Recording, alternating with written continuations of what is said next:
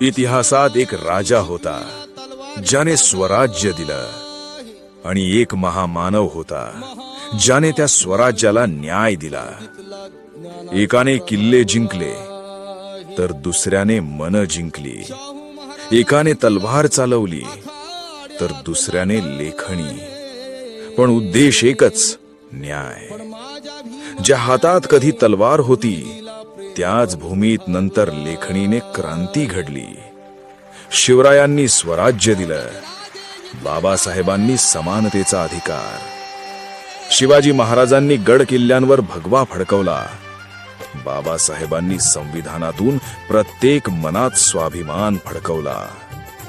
एकाने शत्रूच्या छावणीत घुसून लढाई जिंकली तर दुसऱ्याने समाजाच्या मुळात जाऊन अन्याय हरवला. Download ShareChat.